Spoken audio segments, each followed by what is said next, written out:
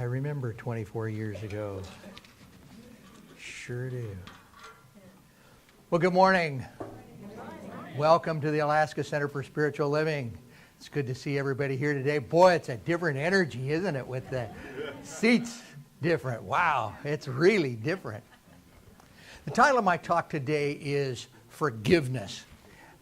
I think many of us were raised with the idea or the concept that somehow we should seek forgiveness from God for all of our bad behavior.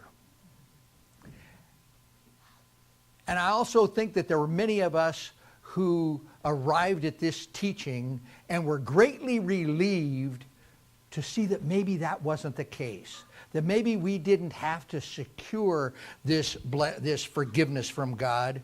That instead of being punished for our mistakes, for our errors, we're punished by them.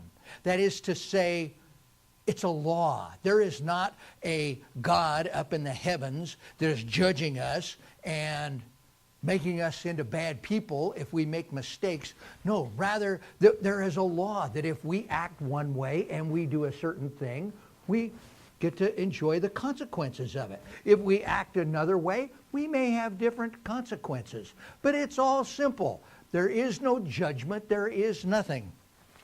As I was preparing for this talk, I remembered back when I first took Foundations class, Betty, back then it was 13 weeks, and it was a little more rigorous than it is today, and there was an entire week dedicated to forgiveness.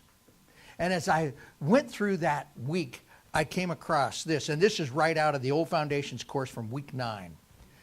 There can be no forgiveness or unforgiveness in God, only justice without judgment, as we experience the impersonal consequences of our choices. As the mistaken use of the law ends, the consequences end. And the smudges clear away, and the eternal now of the universe shines forth with no necessity for an act of forgiveness by God. I think that says a lot. There is no divine forgiveness, only human forgiveness. And that's what I'm going to talk about today. I'm going to talk about the human forgiveness, the thing that we do with one another, how we interact with one another and how we do that. So my 3 points today are: first, what is the act of forgiveness? Number 2, how do we go about forgiving others? And number 3, how do we go about forgiving ourselves? So first of all, what is the act of forgiveness?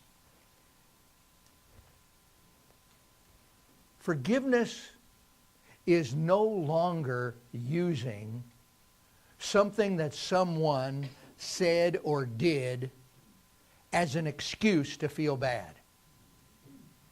Again, no longer using something that someone said or did as an excuse to feel bad. Now you may say, Don, what do you mean? This person wronged me. I was offended. I was hurt by this.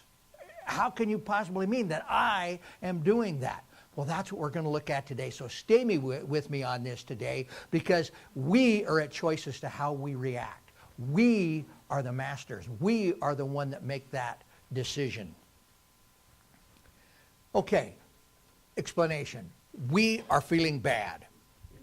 We could be sad or angry or judged by someone else, blamed unfairly, and we're using this event, whatever it is, how we've been wronged by others, as an excuse to feel bad. Many of you have heard this story if you've been in classes with me.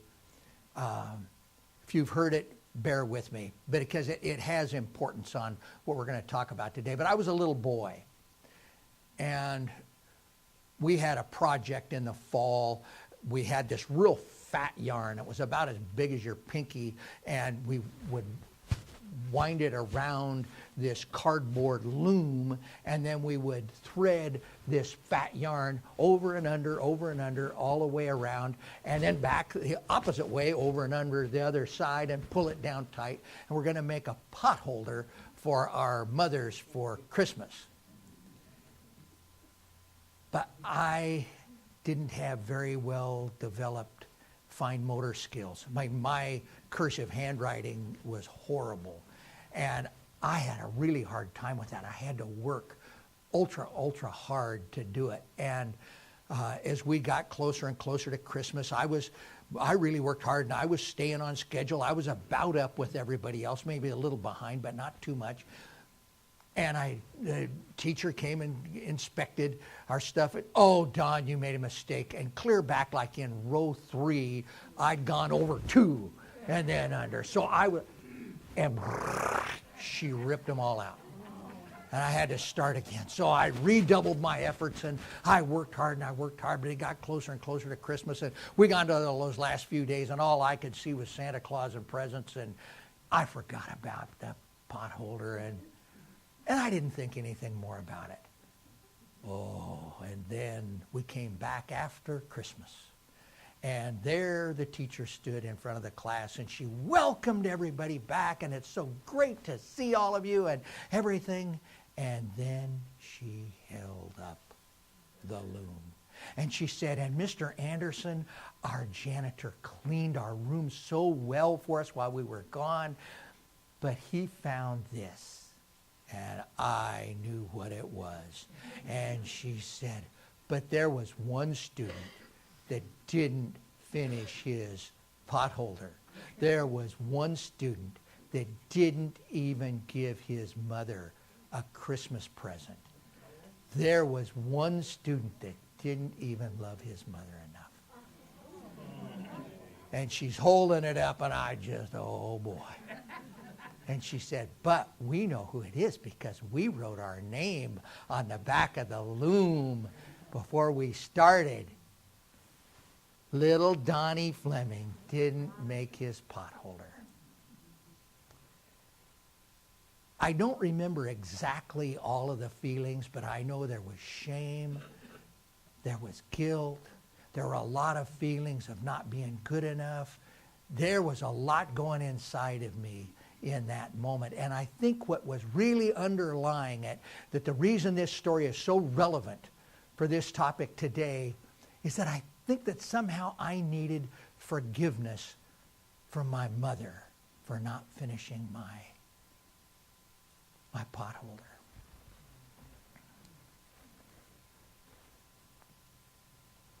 When we forgive someone, we are letting them off the hook. We are saying, I choose to feel better. Even though this thing happened, I'm making a choice to feel better. So when we are forgiving somebody, we're doing it for ourselves. Lewis Smedes, in his book Forgive and Forget, wrote, the only way to heal the pain that will not heal itself is to forgive the person who hurt you. Forgiving stops the reruns of pain. Forgiving heals your memory as you change your memory's vision. When you release the wrongdoer from the wrong, you cut a malignant tumor out of your inner life. You set a prisoner free, but you discover that the real prisoner was yourself. And that rings so true. The same thing is true when we forgive ourselves. When we can tell ourselves, you know what? It's okay. It's okay. You're giving yourself permission to feel better. So how do we go about forgiving others? Well, I've got a three-step thing, and this, you're not going to find this in any book anywhere. This is Don's homemade recipe for forgiving others. First, go to the hurt. Go to that feeling. Go to that shame. Go to all of those feelings. It could be the anger. It could be the pain, the sadness, the guilt or shame, the feeling of being unfairly judged, and feel it. Number two, just feel it. Sit with that feeling. And what is that feeling telling you? What's it telling you? In high school, I made a mistake. I did something bad, really bad, and I got in trouble, and I kind of thought it was the end of it, but no. We had a football coach that decided to make me as an example. And so in the middle of an assembly, the entire school's there, he pointed out my mistake to everybody. Everybody in the whole school got to have a good laugh at Don.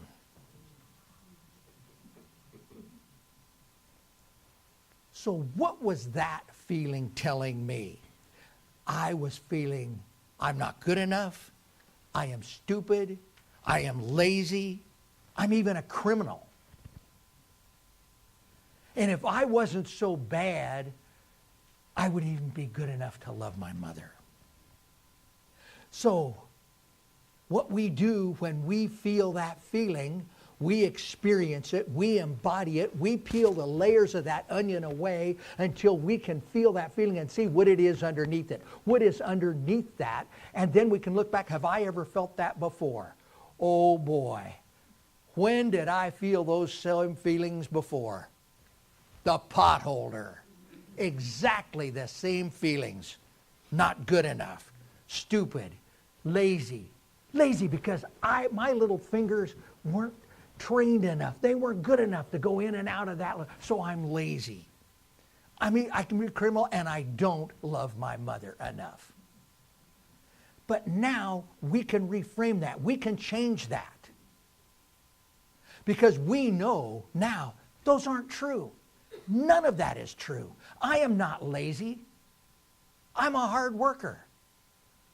I'm good enough. I'm smart enough. Yes, I can do this. I'm not stupid. I'm not a criminal. And I love my mother very much. So when I can get to that, then I can look back to that elementary school teacher and I can say, you know, you were doing the best job you could. You're doing the best you could with what you had at the time. He didn't teach you about those kind of things back in that day. You know what? It's okay. It's okay. And that gives me then the strength to go back and see that high school coach and say, you know, you were just trying to set an example. You were trying to make something that would make everybody better, and I just happened to be the guy that was in the way. It's okay. It's okay. This is not the truth of who I am. And you let the person off the hook. So then how do we go about forgiving ourselves? That is a little more tricky. I want to introduce an idea here, and this is the idea of guilt versus shame. The way I view this is that guilt is what we feel when we do something wrong. If we do something wrong, we're guilty. Shame is when we feel that we are bad, that we are faulty.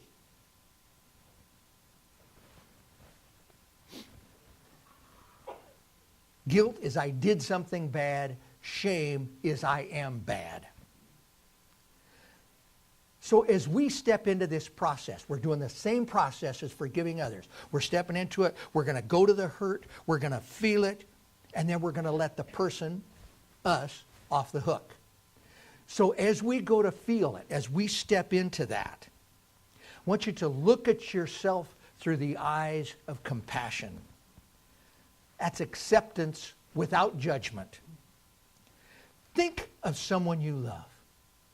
Think of someone you love. Somebody that you love so much that there is nothing that they could do that would make you stop loving them.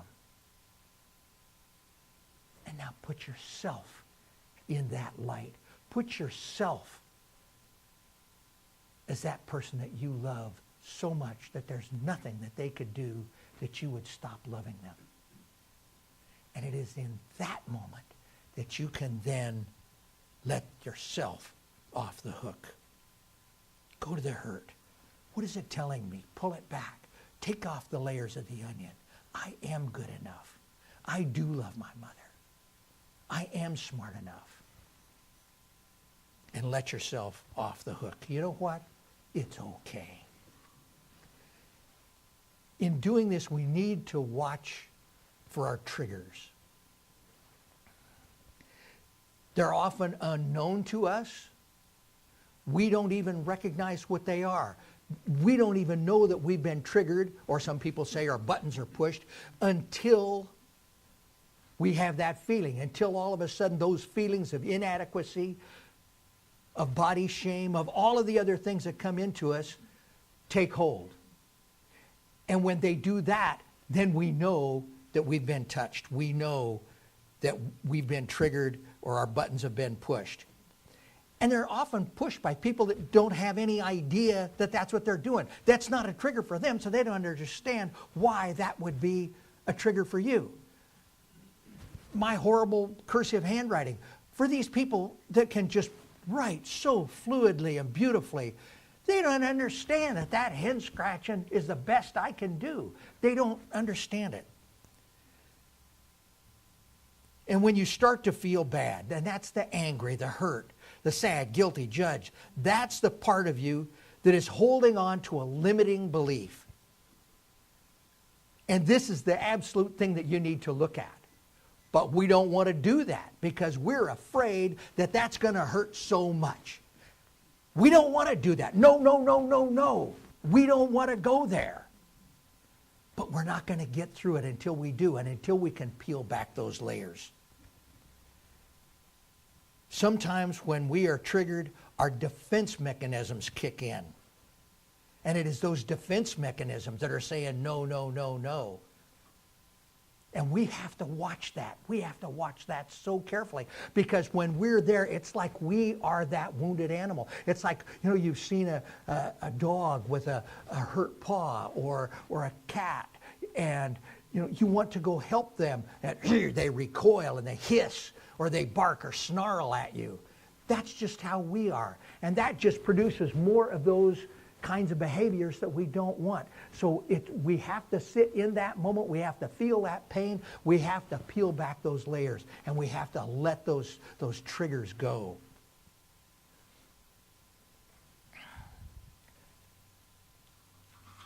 What I want everybody to take away today is that we can forgive ourselves. We can forgive others. And it is in doing so that we free ourselves, that we let those bad experiences go. I don't think I ever really went through this process as such, but I know that after about 50 years of living with shame for the potholder, somehow some of that started to dissolve. And many years later, I was working for GE and I got a boss that thought he knew a lot more about Alaska than I did, and he was going to come up and show us what to do. And we kind of had a conflict, and I sort of got reassigned. And it would have been so easy to fall into that. But I didn't. I was able to look back, and I knew the truth. I knew the truth that I was honest, I was hardworking, I was a good salesman, and I ran a profitable branch up here for over 35 years.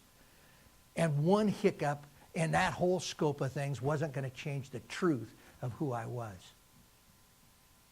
So here's the takeaway for today, and this is quote Marlene Oakes in her book, Beyond Forgiveness.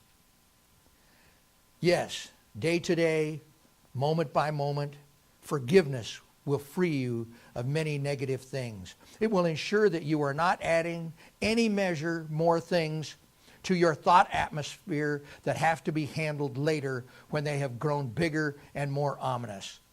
The past is forgiven, blessed, and given thanks for. Today is forgiven, blessed, and thanks for as it is happening. There is no junk to carry over to tomorrow. Today is enough to handle. And we can go forth with that.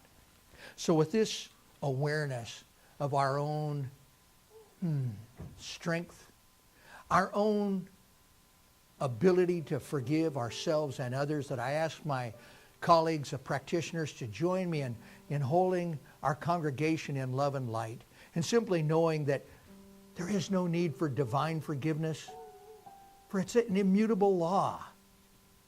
It's a reaction. It's a consequence to the choices we make. So we are already forgiven. We have never been judged by God. And that the judgments that we make of others and the judgments that others make of us can be surpassed. We can go beyond that by knowing the truth of who we truly are. We know that we are beloved. We know that we are loving beings. And so every relationship that we have is blessed. Whether it be a work relationship with a boss that thinks he knows more than you do. Whether it be a romantic relationship or the end of a romantic relationship. We know the truth is that we are lovable and we are loving. And we can choose happiness. We can choose fulfillment. We can choose love. It makes no difference if it's lack and limitation that we are experiencing. The truth is that we live in an abundant universe. We know that we live in an abundant universe, and we just open ourselves up to the greater good, to the greatness, that the windows of heaven will open and pour us out a blessing greater than we can ever imagine. And we know that every health challenge, that behind the appearance of dis-ease, there is a blueprint, a pattern of perfection. And it is that spiritual prototype of perfection that we embrace in this moment. And so now we just give thanks. We give thanks for our awareness of the power and the presence of God. We give thanks for the health, for the joy, for the love, the prosperity in our lives. Now we just step back and we allow the windows of heaven to open and we receive. Thank you, God. And so it is.